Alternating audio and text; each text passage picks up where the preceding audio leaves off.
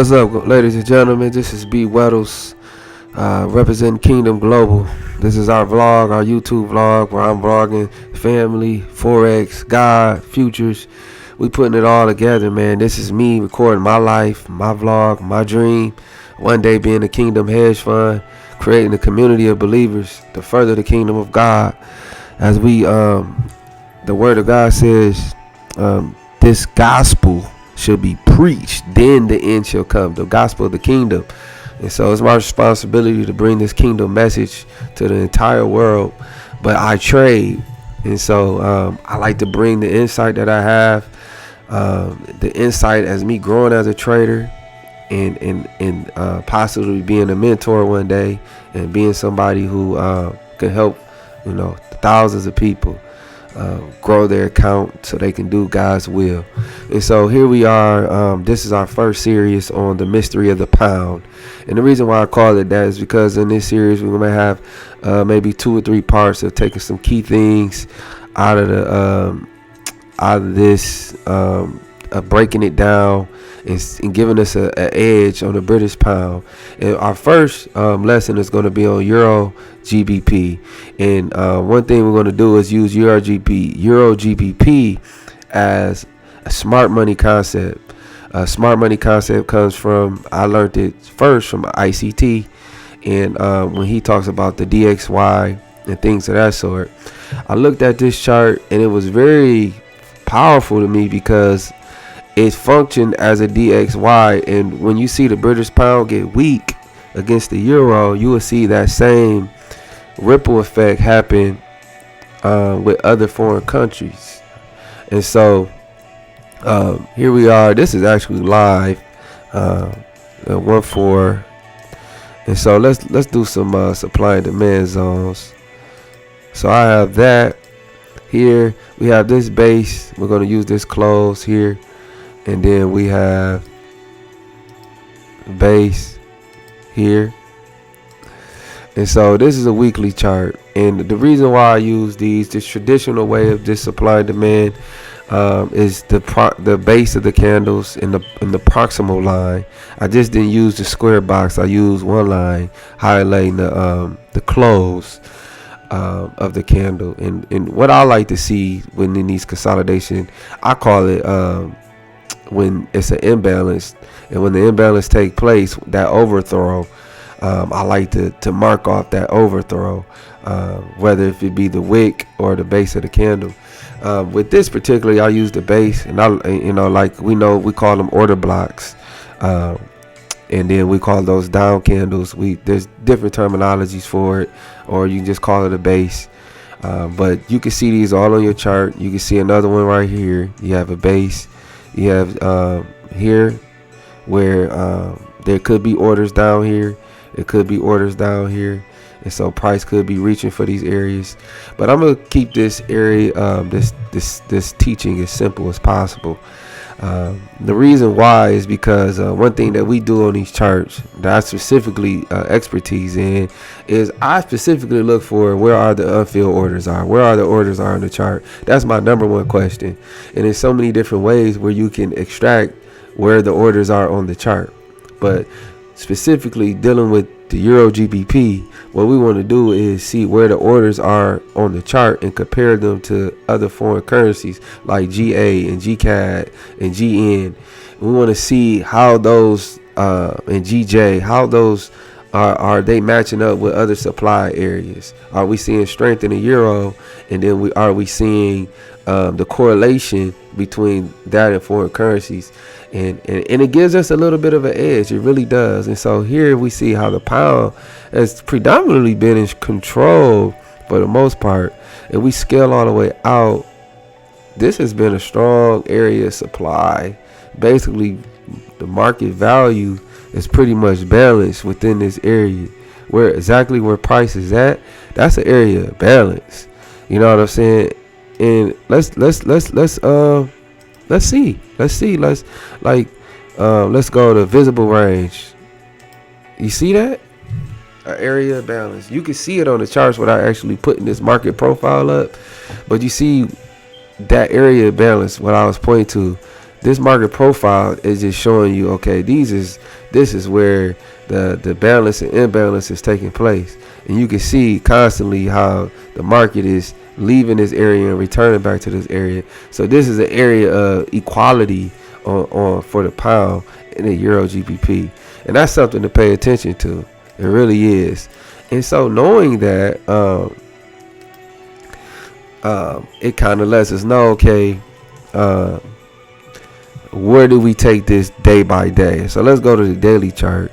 And what I want to show, instead of like showing a fresh setup, let's see where we can mark off some possible correlation days. So we have November 24th, and we have September 14th, and we have, and these I'm marking all. Let me see. We can mark September 3rd, and we can mark up July 28th. So we got 4 markups, right? 4 markups, and we see this. And one thing I do want to point out, because it's hard to ignore, but if you go to this weekly chart, you can see the pattern that they setting on here. You see the equal low, it runs the high, equal low, run the low, equal low. This thing is phenomenal. It almost tells you what it's going to do before it's going to do it. But the unfilled orders, that's something to pay attention to. But let's stick to what we're doing right now. It's absolutely amazing. And so here, what we got is November 24th, 20, right? So let's go to GCAD, and let's erase everything on the chart, and let's go to November 24th, 20, right?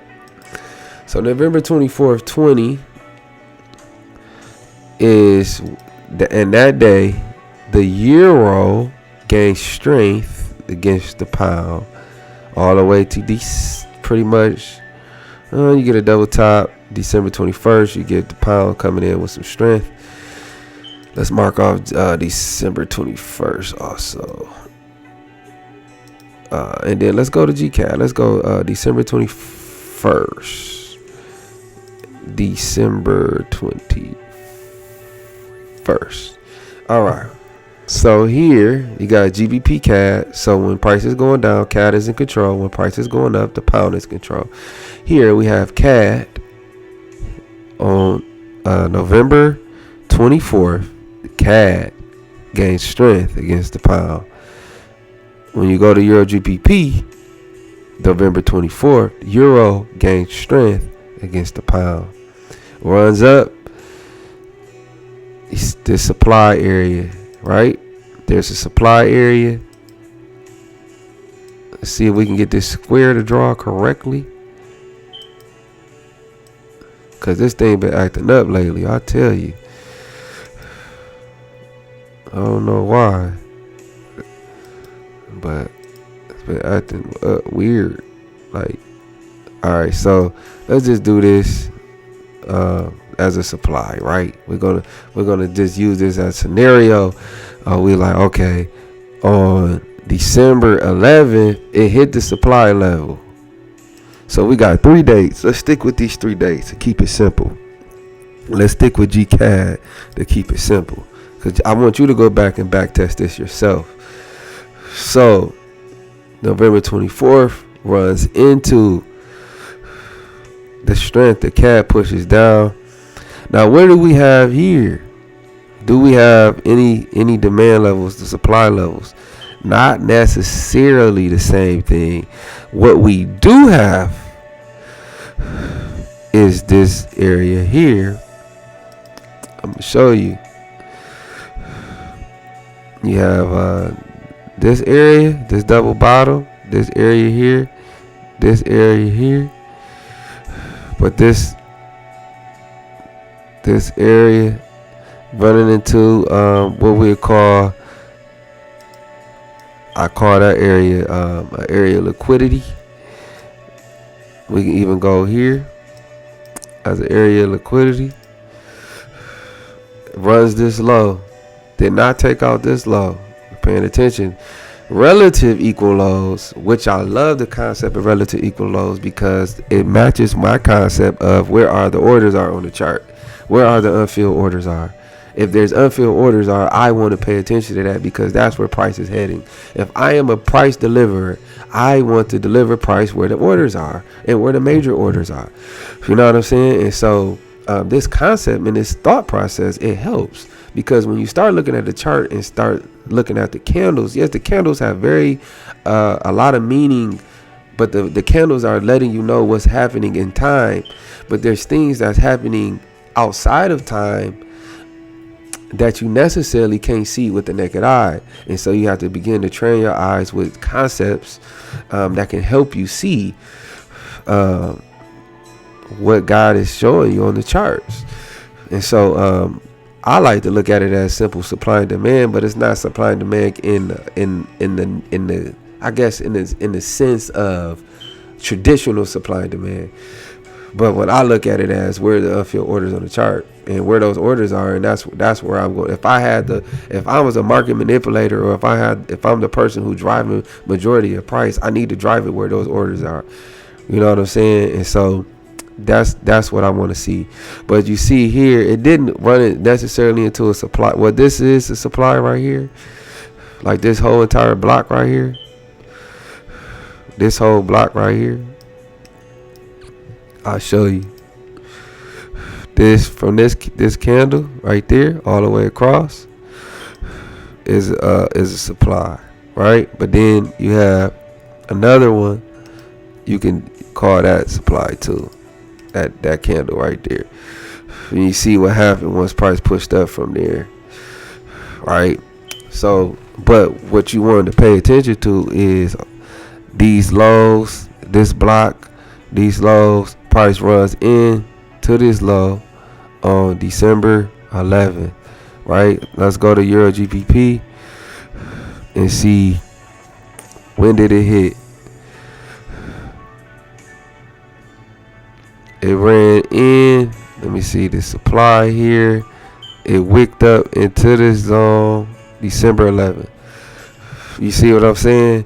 But what we have here is we know price is being manipulated into a supply area on the Euro GBP. So when we correlate that with like the pound CAD, we can come down to the pound CAD and say, where are the unfilled orders are? Where is price seeking? You know what I'm saying? And we have a low here, and we have two lows here, and we have a block here in I would definitely call this area right here a demand zone. So we have a cluster of area where price is going and heading into on the same exact day, December 11th. Now let's see, December 21st. This is where we seen the pound should be getting weaker. When we go to Euro GBP, we have December 11 where it wicked up, and then we got December 21st where we see a significant pound strength coming in even more. So we go to the CAD, right, and we see how this came in, and we see here, even though it's in this, now this is it. This give you an edge on price. This is why it's giving you an edge, because you know it's coming into a support zone, right? Or what you call a resistance. It comes into a resistance. Price opens up and gets something happened here. Probably news or whatever. This is the daily chart. So price comes in into a resistance.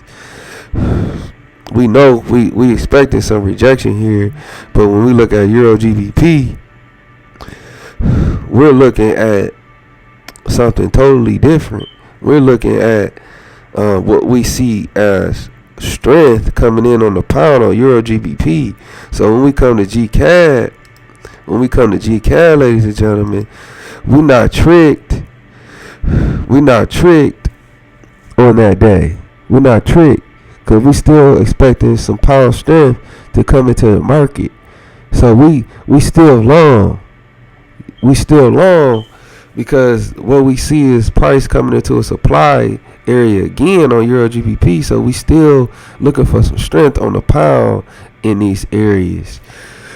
And so you see from November 24th, the pound was pretty much getting smashed. And then when you go to Euro GBP, you got your November 24th ring swing. And let's go to September 14th. Let's go to GCAD. September. Let's go find our September 14th. Bam. So we got September 14th. Pound gains strength. Ooh, it's sloppy, but it's gaining strength. September 14th. Pound gains strength. But let's get a little bit more technical. Pound gains strength in this area, right? We got a base, a rally, strong rally. These candles are so thick that they're leaving a void into the market. The price come back up and fill the void. And as price come back up and fill this void, it comes back into supply. Pushes back deeper into this area and still count this area as supply. This area is very liquid as supply. And like I said, this is the area of equilibrium. So price is comfortable here. But very interesting how this is a relative strength index in a sense. A relative strength index. And so something we can look at is same day it comes into the supply area on September 11th, September 3rd, and we go to GCAD, and same thing, September 11th. So it was still selling off. That's the interesting part about this. Is when it came into our zone, it correlated exactly on the same exact day, and pound began to gain strength. Even though price was sloppy on Euro GBP, it was giving us an edge on other foreign currencies. Or no, this is British CAD. Price was sloppy the way it left this area. But let me see. Let's go to September 14th on GJ. September 14th.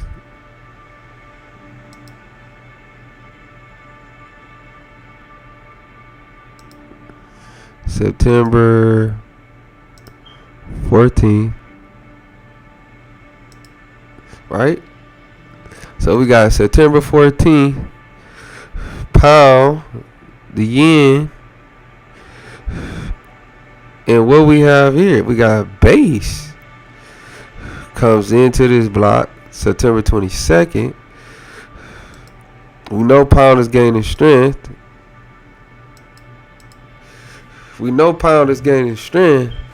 So now we're waiting on pound to either respect. If we was trading this area, we're looking for pound to either respect this area,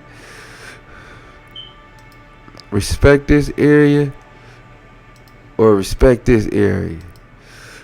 Right? We're waiting for weakness to come in on this pair. Now, one thing I've noticed though, it works better with the foreign currencies, like not the majors, but more like, let's go to GN, September 14th. But that still was a good example. We were still waiting on something specific. Let's go to September 14th.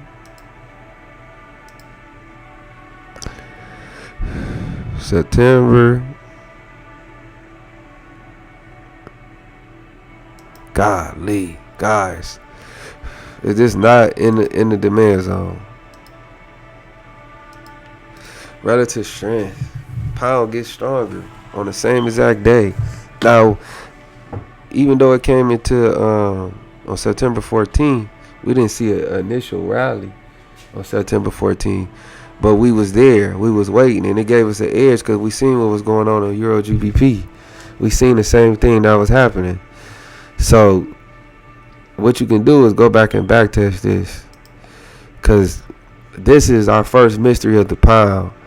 And we see how we correlated supply and demand zones with Euro GBP and the pound and foreign currencies. This will give you a super edge in the markets. And it actually gets you in early on other currencies and other correlations. So I hope you enjoy this. God bless you. Have a good one. Look into its eyes. It sees what we can't. This